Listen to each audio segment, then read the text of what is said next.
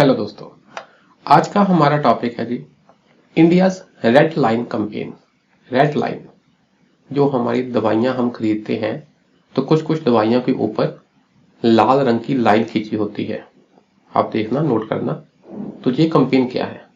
तो इसका मतलब यही है कि ये रेड लाइन वाली जो दवाइयां हैं वो विदाउट प्रिस्क्रिप्शन ऑफ डॉक्टर की सलाह के बगैर मेडिकल स्टोर से नहीं बेची जा सकती। ठीक है ना। Under it prescription from a doctor is needed. Doctor की रिटर्न प्रिस्क्रिप्शन चाहिए to buy antibiotics marked with a red line. तो जिन दवाइयों के ऊपर रेड लाइन लगी हुई है उनको खरीदने के लिए डॉक्टर की प्रिस्क्रिप्शन चाहिए, ये बात है। तो पिछले लेक्चर में हमने एंटीबायोटिक्स AMR है ना, एंटी माइक्रोबियल रेजिस्टेंस के बारे में पढ़ा था, तो उसी से रिलेटेड है ये। कुछ और मेजर्स इंडिया ने लिए इस AMR से निपटने के लिए। वो क्या है? A separate schedule H1 has been incorporated in the drug and cosmetic rules. जो हमारे दवाइयों को निर्धारित करने के लिए रूल्स है, ड्रग एंड कॉस्मेटिक रूल्स, ठीक, उसमें एक सेपरेट हमने सेक्शन बना दिया, शेड्यूल बना दिया, जैसे कहते हैं H1, to regulate the sale of antimicrobials in the country. ठीक है, ताकि देश में एंटी माइक्रोबियल ड्रग्स को की सेल के ऊपर रेगुलेशन लग सके। H1 शेड्यूल पूरा ले आए। तो ये प्री में क्वेश्चन आ सकता है, H1 शेड्यूल किससे रिलेटेड है? फ्लावर से, एग्रीकल्चर से, हॉर्टिकल्चर से, एंटी माइक्रोबियल ड्रग्स से, मेडिसिन से, ऐसे कुछ विकल्प आपको 3-4 दिए होंगे। तो उस हिसाब से आपने याद रखना है, एंटी माइक्रोबियल ड्रग्स से रिलेटेड है H1 schedule. Use of antibiotics and separate pharmacological active substances has been banned in fisheries. तो ओवरऑल हमने अभी बैन नहीं किया, पर फिशरी सेक्टर में, मछली पालन सेक्टर में एंटीबायोटिक का और कई दवाइयों के जो एक्टिव सब्सटेंसेस होते हैं, फार्माकोलॉजिकल एक्टिव सब्सटेंसेस, उनको हमने क्या कर दिया है? बैन कर दिया फिशरीज में। ये एक स्टेप लिया है, तो धीरे धीरे और सेक्टर में भी बैन होने की संभावना रहेगी। The government has also kept the maximum level of drug that can be used for growth promotion in meat and meat products. तो हमने पढ़ा था पहले कि कैसे मीट इंडस्ट्री में ग्रोथ के लिए हम ऐसे ही दवाइयां दे देते हैं विदाउट लिमिटेशन, सबको दे दी दवाई। तो उस सेक्टर में भी सरकार ने क्या किया है?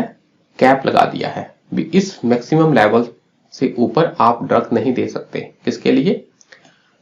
ग्रोथ ऑफ, है ना, मीट इंडस्ट्री में कितनी आप एंटीबायोटिक्स दे सकते हैं, उसके ऊपर भी कैप लगा दिया।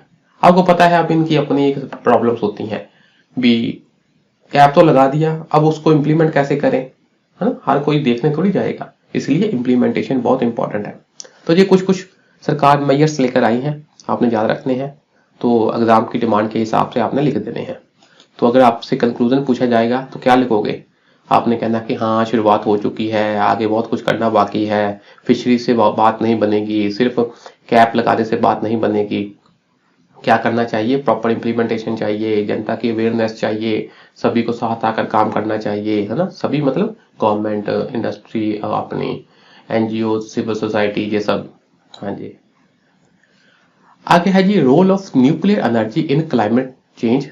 जब क्लाइमेट चेंज का जो मिटिगेशन करनी है उसमें न्यूक्लियर एनर्जी का क्या रोल है? देखो, जब हम सब पढ़ते हैं, कोई बुक पढ़ते हैं, तो उसमें हम न्यूक्लियर एनर्जी पढ़ लेते हैं, उसके एडवांटेज डिसएडवांटेज ये सब चीजें पढ़ लेते हैं। पर जब मेंस में क्वेश्चन आएगा ना, तो वो स्पेसिफिक सा आएगा, रिलेट करके आएगा। आपको कह दिया जाएगा न्यूक्लियर एनर्जी एक क्लीन सोर्स ऑफ एनर्जी है, आजकल इसको बढ़ावा दिया जा रहा है, तो बताओ कि nuclear energy climate change mitigation में भी सहायक है कैसे? ऐसे 2-3 लाइनें आपको दे दी, तब आपके पास मैटर होगा तो आप लिख दोगे। देखो, न्यूक्लियर एनर्जी के बारे में बात कर देनी है, कुछ डेफिनेशन लिख देनी है, इंट्रोडक्शन होगी, ठीक है जी। आगे है इसका सिग्निफिकेंस लिखो, क्या महत्व है? Very less amount of fuel is needed. ये भी इंपॉर्टेंट बात है। न्यूक्लियर एनर्जी में जैसे कोयला है, किलों के हिसाब से चाहिए, तो इसकी ना बहुत कम क्वांटिटी है। न्यूक्लियर फ्यूल को बहुत कम क्वांटिटी को यूज करके हम काफी अधिक एनर्जी पैदा कर सकते हैं। Almost no emission of greenhouse gases और अदर एयर पोल्यूटेंट्स, ठीक है ना, तो पोल्यूशन नहीं होता ना के बराबर, ना ही ग्रीन हाउस गैसेस निकलती हैं, ना ही कोई और हानिकारक एयर पोल्यूटेंट निकलते हैं, ठीक है। तो हम कह सकते हैं क्लीन एनर्जी है, क्लीन एनर्जी है ये, ना ही मतलब 100% नहीं, कुछ निकलती होंगी बहुत कम, इसलिए ये क्या है, क्लीन एनर्जी है। आगे है जी रिलायबल सोर्स ऑफ एनर्जी है जी, रिलायबल, इसका क्या मतलब हुआ, as it does not depend upon erratic supply of source, हमें सोर्स इसकी सप्लाई के ऊपर डिपेंड नहीं रहना पड़ता। क्यों? क्योंकि अगर आपके पास कुछ सफिशिएंट अमाउंट है तो वो काफी समय तक चलेगा। For example there is dependence on water for hydropower, hydropower के लिए हमको पानी के ऊपर डिपेंड होना पड़ता है, बारिश के ऊपर डिपेंड होना पड़ता है। अगर बारिश कम हुई तो हमारे रिजर्वायर में पानी कम हो जाता है, तो उस हिसाब से इलेक्ट्रिसिटी प्रोडक्शन भी कम हो जाएगी। Sunshine for solar energy etcetera, solar energy की प्रोडक्शन के लिए हमको सनशाइन चाहिए। अगर बादल है, मौसम खराब है, सूरज की किरणें ढंग से नहीं पड़ रही, तो एनर्जी का प्रोडक्शन नहीं होगा। पर न्यूक्लियर एनर्जी में ऐसी बात नहीं है, ये रिलायबल है, कम अमाउंट से ही बात बन जाती है। अगर आपके पास स्टॉक है फ्यूल का तो काफी समय तक आप एनर्जी प्रोडक्शन कर सकते हैं irrespective of the weather conditions या other factors. Investment will lead to job creation, तो जब हम न्यूक्लियर एनर्जी को बढ़ावा देंगे, न्यूक्लियर रिएक्टर स्थापित करेंगे, तो उससे रिलेटेड संबंधित जॉब भी क्रिएशन होगी। सिर्फ लेबर नहीं, टेक्निकल फील्ड की जॉब भी काफी क्रिएट होगी। Success story of France, France ने न्यूक्लियर एनर्जी को यूज किया और काफी अच्छा काम किया है, तो दूसरों के लिए ये क्या है, एक सक्सेस स्टोरी है, तो हम भी इसको कॉपी कर सकते हैं।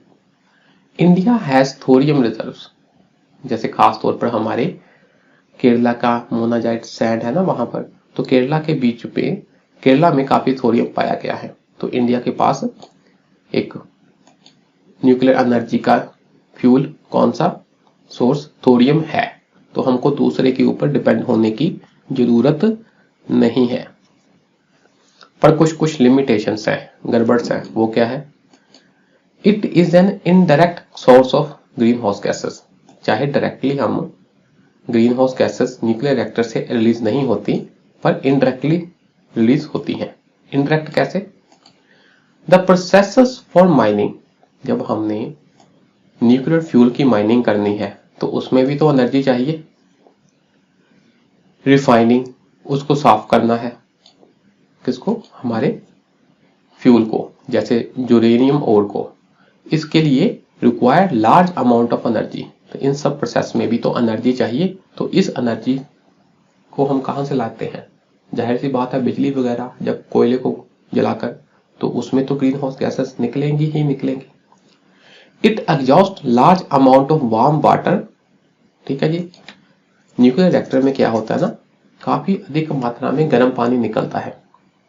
जब हम बेसिकली न्यूक्लियर रिएक्टर में क्या करते हैं, एनर्जी प्रोडक्शन करके पानी का वेपर बनाया जाता है, उस वेपर को यूज करके टरबाइन घुमाई जाती है। तो जब हमारे वेपर ठंडे होते हैं, पानी बनता है, फिर उसको फेंक दिया जाता है। जनरली न्यूक्लियर रिएक्टर समुद्र के पास होते हैं और जो गर्म पानी है वो समुद्र में फेंक दिया जाता है, चाहे वो पानी वाष्प से ठंडा होकर बना, पर स्टिल वो काफी गर्म होता है, ठीक है। तो वो क्या करता है, हमारे इकोसिस्टम में एंटर कर जाता है, पानी में एंटर कर गया, समुद्र में एंटर कर गया, और वहां के जीव जंतुओं को नुकसान पहुंचाएगा। ये बहुत इंपॉर्टेंट पॉइंट है, large amount of warm waste water, ठीक है ना, यहां सही था, वाटर ही था। Nuclear radiations are very harmful, ये भी एक बात है, रेडिएशंस बहुत हार्मफुल होती है। खुदा ना खास्ता अगर रेडिएशन लीक हो गई है ना, जहां से इनकी दीवार में कुछ, जो जहां पर न्यूक्लियर रिएक्टर है उसका डिजाइन फॉल्टी हो गया, जहां अर्थक्वेक टाइप का कुछ आ गया, जहां कुछ और सुनामी आ गई, जैसे कि फुकुशिमा में हुआ है जापान में, तो क्या है, काफी अमाउंट में रेडिएशंस निकलेंगी और सबको क्या करेंगी, इफेक्ट करेंगी हम सबको, ठीक। और दूसरी बात है कि इनका ना रेडिएशन का डिके रेट 1/E होता है, मतलब ये धीरे धीरे धीरे धीरे धीरे डिके होती है, मतलब 100% डिके होने में भी काफी समय लगेगा, ऑलमोस्ट ना के बराबर, मतलब 100% डिके होती है। इसका जो वेस्ट होता है ना, उसमें भी थोड़ा बहुत रेडिएशन निकलती ही रहती है। Even spent fuel is a source of this radiations. तो जो हमारा वेस्ट है उससे भी रेडिएशंस निकलती रहती हैं। Building a nuclear reactor is expensive, ये एक बात है। अपने आप में रिएक्टर को बनाना बहुत एक्सपेंसिव है, इसके लिए काफी पैसा लगता है। इवन तक कि टेक्नोलॉजी बड़ी इसकी कॉम्प्लेक्स है।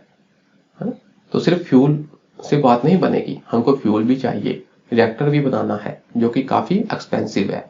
तो इसके साथ साथ क्या करना है, ये सारी प्रोसेसेस क्या है, टेक्नोलॉजी क्या है, कॉम्प्लेक्स है। It requires sophisticated technologies and finance. देखा, टेक्नोलॉजी चाहिए और पैसा चाहिए, ये बातें होगी। सो building A reactor is a time taking process. तो काफी समय लगता है रिएक्टर बनाने में। रिएक्टर मतलब जहां पर न्यूक्लियर एनर्जी प्रोडक्शन की जाती है, प्रोड्यूस की जाती है। ऑलरेडी पहले से ही एक्सीडेंट्स लाइक, देखो चेर्नोबाइल यूक्रेन में, वहां पर एक्सीडेंट हुआ था, काफी रेडिएशन ऐसे ही न्यूक्लियर रिएक्टर से रिलीज हो गई थी। फुकुशिमा हमने बात की, जापान में 3 माइल आइलैंड, तो ये 3 है जहां पर एक्सीडेंट हो चुके हैं, रेडिएशन लीक हो चुका है। दे हैव जनरेटेड फियर, इन सबसे क्या है, हमारे मन में डर बना हुआ है। वे फॉरवर्ड क्या करना चाहिए, देखो, rather than fully discarding traditional energy sources, emphasise should be on judicious mix of various energy sources. ये इंपॉर्टेंट पॉइंट है। ऐसा नहीं है कि हमने बिल्कुल ट्रेडिशनल ही यूज करने हैं या ट्रेडिशनल बंद कर देने हैं। ऐसा नहीं है कि हमने बिल्कुल न्यूक्लियर रिएक्टर के ऊपर आ जाना है। हमने क्या करना है, सबका जुडिशियस मिक्स करना है। जुडिशियस मतलब समझदारी वाला मिक्स। भी थोड़ा बहुत न्यूक्लियर एनर्जी भी पैदा करो, सोलर एनर्जी भी पैदा करो, कोल वाली एनर्जी भी पैदा करो, हाइड्रो पावर भी पैदा करो। तो इतनी पैदा करो कि सिस्टम सस्टेनेबल रहे, ये बात है। और robust technology and design for nuclear reactors, nuclear reactors का डिजाइन अच्छे तरीके से करो, अच्छी टेक्नोलॉजी लेकर आओ इसके लिए, ताकि एक्सीडेंट वगैरह ना हो। अगर कुदरती आपदा से एक्सीडेंट हो भी जाए तो हम ऐसा सिस्टम बना लें कि रेडिएशन लीक कम से कम हो, हमारा नुकसान ना के बराबर हो।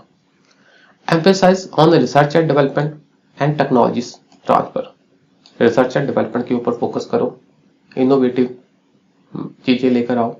और जो विकसित देश हैं जिनके पास टेक्नोलॉजियां हैं उनसे हम टेक्नोलॉजी हासिल करें ताकि न्यूक्लियर रिएक्टर को ढंग से यूज कर पाए। जैसे हमने बात की, फ्रांस एक सक्सेस स्टोरी है, तो फ्रांस की हेल्प भी हम ले सकते हैं। Other renewable energy sources should also be promoted. ऐसा नहीं है कि न्यूक्लियर के ऊपर ही उसको ही प्रमोट करने लग जाए, दूसरे जैसे आपके सोलर हो गया, वाइंड हो गया, ठीक, बायो एनर्जी वगैरह जो कुछ है, ये सब जो हमारे एनवायरमेंट फ्रेंडली हैं, रिन्यूएबल एनर्जी सोर्सेस, उनको भी प्रमोट करना चाहिए। ये बात हो गई, ठीक है जी। आगे टॉपिक है जी हमारा इलेक्ट्रिक व्हीकल, बिजली से चलने वाले व्हीकल्स। इसके ऊपर क्वेश्चन आ जाएगा, तो आपने थोड़ी इंट्रोडक्शन देनी है, बताना सरकार बहुत काम कर रही है, इसके क्या क्या पोटेंशियल है, क्या क्या इसकी इंपॉर्टेंस है, क्या क्या इसकी एडवांटेज है, क्या क्या कमियां हैं, फिर वो सब बताते हुए एंड में आपने कंक्लूड कर देना है कि हमको क्या क्या करना चाहिए। Government has launched fame 2, fame 1 थी पहले, इसका कुछ फुल फॉर्म है फास्ट अडॉप्टेशन, है ना, ऑफ ऐसे माइग्रेशन, ऐसी कुछ है, मिटिगेशन एमिशन, ऐसे कुछ है इसकी फुल फॉर्म, आपने देख लेनी नेट से। तो इसका मतलब फेम का मतलब जहां प्रसिद्धि नहीं है, इसका मतलब इलेक्ट्रिक व्हीकल को प्रमोट करना। पहले सरकार फेम 1 लेकर आई थी, अब फेम 2 लेकर आई है, जो कि फेम 1 की तो इंप्रूवमेंट है, to promote electric vehicles. Pre में क्वेश्चन आ जाएगा, फेम स्कीम किससे रिलेटेड है, किससे संबंधित है, तो आपको पता होना चाहिए ये इलेक्ट्रिक व्हीकल से संबंधित है। इलेक्ट्रिक व्हीकल्स ब्रैकेट में हमने ईवी लिख दिया, आगे हम ईवी ही लिखेंगे। It aims to have more than 30% electric vehicles, जो हमारे इलेक्ट्रिक व्हीकल्स हैं उनमें 30% से अधिक क्या हो, इलेक्ट्रिक वाले, इलेक्ट्रिसिटी से चलने वाले व्हीकल्स हो, ठीक। तो ये क्वेश्चन भी आ सकता है, क्या फेम 2 स्कीम में हमने 100% इलेक्ट्रिक व्हीकल का टारगेट रखा है कि सारे के सारे व्हीकल्स को हम इलेक्ट्रिक कर देंगे, तो आपने कहना नहीं, मोर देन 30%। ऐसा क्यों, क्योंकि जब आप 100% टारगेट रख लेते हो ना तो वो अचीवेबल नहीं होते, पर जब आप पैरामीटर सेट करोगे हाँ भी इतना सा बनता है तो वो वाले छोटे टारगेट ज्यादा अचीव होने की संभावना रहती है। Major focus is on public transport. Public transport को इलेक्ट्रिसिटी से चलता करना है, ठीक है, इसके ऊपर फोकस है। टू व्हीलर के ऊपर फोकस है एंड रिचार्जिंग इंफ्रास्ट्रक्चर भी, ऐसा नहीं कि इलेक्ट्रिक व्हीकल बेच दिए, उनको रिचार्ज करने के लिए भी प्रॉपर इंफ्रास्ट्रक्चर रखो। जैसे पेट्रोल पंप है वैसे ही बैटरी को रिचार्ज करने के लिए रिचार्जिंग स्टेशन बनाने हैं, क्योंकि ये फेम 1 स्कीम में काफी दिक्कत आई थी कि आपने इलेक्ट्रिक व्हीकल तो सिस्टम में ले आए पर उनका रिचार्जिंग इंफ्रास्ट्रक्चर नहीं था, जनता रिचार्ज नहीं कर पाती थी इलेक्ट्रिक व्हीकल्स को। थोड़ा पोटेंशियल बता दो इलेक्ट्रिक व्हीकल्स का क्या क्या है। Exhaust do not contain green house gases. आप देखना जब इलेक्ट्रिक व्हीकल्स वगैरह स्कूटर टू व्हीलर चलते हैं इनकी नॉइस नहीं आती, कोई धुआं नहीं आता, तो ग्रीन हाउस गैसेस नहीं निकलती या कोई और हार्मफुल गैसेस नहीं निकलती। ये बात है, अच्छी बात है। So it reduces climate change effect and air pollution. तो हमारा एयर पोल्यूशन नहीं होता, क्लाइमेट चेंज इफेक्ट भी कम होता है, रिड्यूस कर देता है। India heavily dependent on imported fossil fuels. अपनी एनर्जी की मांग को पूरा करने के लिए हमको क्या है, फॉसिल फ्यूल्स, ये कोयला, तेल, गैस वगैरह ये बाहर से मंगवाने पड़ते हैं, हमको इंपोर्ट करने पड़ते हैं। इससे क्या है हमारा काफी पैसा बाहर जाता है। तो अगर हम इलेक्ट्रिक व्हीकल यूज करेंगे तो हमारे पैसे की सेविंग भी होगी, ठीक। EVs will help in diversifying our energy needs and ensure energy security as well। तो हमको एनर्जी सिक्योरिटी मिल जाएगी। Already advances in battery technology have led to development of efficient batteries। तो इतनी हमने टेक्नोलॉजी में डेवलपमेंट कर ली है कि हमारी बैटरी भी बहुत अच्छी क्वालिटी की आ रही है। छोटी साइज की बैटरी भी काफी लंबे समय तक चलती है, हमने टेक्नोलॉजी में भी बढ़ावा कर लिया है। Now batteries have high energy density. Energy density का मतलब स्मॉल साइज की बैटरी भी काफी अधिक एनर्जी देती है। फास्टर चार्जिंग, जल्दी चार्ज हो जाती हैं एंड लेस डिग्रेडेशन, जल्दी खराब भी नहीं होती। Investment in EVs will help in economic development. तो जब हम इन्वेस्टमेंट करेंगे, इनके प्लांट स्थापित करेंगे तो क्या है इसकी बिक्री होगी, ठीक, जॉब क्रिएशन होगी, हम एक्सपोर्ट भी करेंगे, तो ओवरऑल क्या होगा, इकोनॉमिक डेवलपमेंट होगी। पर कुछ चैलेंजेस है, कुछ दिक्कतें हैं, वो क्या है, this industry is not fully developed yet. अभी तक ये इंडस्ट्री डेवलप नहीं हुई, जब डेवलप हो जाएगी ना अच्छे ढंग से तभी अच्छे रिजल्ट प्रोड्यूस होंगे। अभी शुरुआती स्टेज पे है, इसलिए सरकार को चाहिए और इसको प्रमोट करे। फॉर जनरेशन ऑफ इलेक्ट्रिसिटी, ये भी एक बात है, जो हम बैटरी को चार्ज करते हैं तो उसको एनर्जी ही तो देते हैं, तो वो एनर्जी हवा से तो आती नहीं है, आसमान से तो आती नहीं, कहां से आती है वो, तो वो एनर्जी हमने ही पैदा करनी है। तो उस वाली एनर्जी को पैदा करने के लिए ग्रीन हाउस गैसेस तो निकलती हैं। मान लो आपने एक बैटरी को चार्ज करना है तो या तो आप अपने घर से या किसी भी सोर्स से अगर बैटरी को चार्ज करोगे तो वो वाली एनर्जी कहां से आई, तो वो या तो हाइड्रो पावर होगी या सोलर पावर होगी या कोल बेस्ड होगी, तो वो उनमें से तो निकलती है ना ग्रीन हाउस गैसेस। तो ये बात है कि ऐसी बात नहीं है कि इलेक्ट्रिक व्हीकल्स हमारे ग्रीन हाउस गैसेस नहीं निकालते, डायरेक्टली नहीं निकालते पर इनडायरेक्टली वो sources of greenhouse gases हैं। For example in thermal power plant there is emission from burning of fossil fuels. तो अगर थर्मल प्लांट की बात करें तो वहां कोयला जलाया जाता है, हाइड्रो पावर प्लांट्स की बात करें तो वहां पर दलदली एरिया में मीथेन प्रोड्यूस होती है, तो अल्टीमेटली ग्रीन हाउस गैसेस तो सिस्टम में आ ही रही है ना। Technological challenges, for example production of efficient batteries and semiconductors. तो ये भी है, थोड़ी ये भी प्रॉब्लम है और टेक्नोलॉजी को विकसित करने की अभी जरूरत है। Fear that battery will soon run out of power. ये भी एक बात है कि जैसे आपने अपने पेट्रोल वाले व्हीकल को या डीजल वाले व्हीकल की टैंकी फुल कर ली तो वो काफी दूर तक चलते हैं। इलेक्ट्रिक व्हीकल की लाइफ उतनी नहीं होती, वो जल्दी खत्म हो जाती है, तो आपको डर सा बना रहेगा यार अगर बैटरी खत्म होगी तो मैं कहां से इसको रिचार्ज करूंगा। Dependence on imports for raw materials. तो इलेक्ट्रिक व्हीकल को बनाने के लिए उसका जो रॉ मटेरियल है, खासतौर पर उसकी बैटरी जो इलेक्ट्रिक व्हीकल की बैटरी होती है जैसे लिथियम से बनी है, जो लिथियम वाली बैटरी है तो उसके लिए हमको लिथियम बाहर से मंगवाना पड़ेगा। तो और भी जो इसके रॉ मटेरियल्स हैं वो हमको क्या करने पड़ते हैं, इंपोर्ट करने पड़ते हैं बाहर से। लैक ऑफ स्किल्ड वर्कर्स, तो हमारे पास प्रॉपरली स्किल्ड वर्कर्स नहीं है इलेक्ट्रिक व्हीकल्स के लिए। वर्कर्स तो हैं, स्किल्ड वाले वर्कर नहीं है। Higher servicing cost, electric vehicle की सर्विस करने की कॉस्ट भी ज्यादा है। Lack of proper charging infrastructure, charge करने की दिक्कत है। Heating of battery lead to fire, ये भी ऐसे इंसिडेंट हुए थे, वीडियो भी बन चुकी हैं कि इतना हीट कर जाती है बैटरी कभी कभी कि उसको आग लग जाती है। जनता इन चीजों से डरती है। This incidents have already been reported, ये बात हो गई। तो क्या करना चाहिए, वे फॉरवर्ड क्या है? देखो जी, डेवलप एंटायर इकोसिस्टम। ऐसा ही सिर्फ इलेक्ट्रिक व्हीकल प्रोडक्ट प्रोड्यूस करके सिस्टम में लाने से बात नहीं बनेगी, इसका एंटायर इकोसिस्टम डेवलप करना पड़ेगा, जिसकी बनतर से लेकर बिक्री से लेकर इसकी एंड लाइफ तक इसकी क्या क्या जरूरतें हैं उन सबको ध्यान में रखते हुए एक सिस्टम डेवलप करना पड़ेगा। And not that of producing EVs alone, सिर्फ बना दिया व्हीकल बेच दिया, जहां तक सीमित नहीं रहना। Along with subsidising vehicles there is also need to subsidise batteries, battery को भी सब्सिडाइज करो। सरकार ने व्हीकल को तो सब्सिडाइज कर दिया है ताकि सस्ते व्हीकल्स जनता के पास पहुंच जाए, इसकी बैटरी को भी सब्सिडाइज करना चाहिए।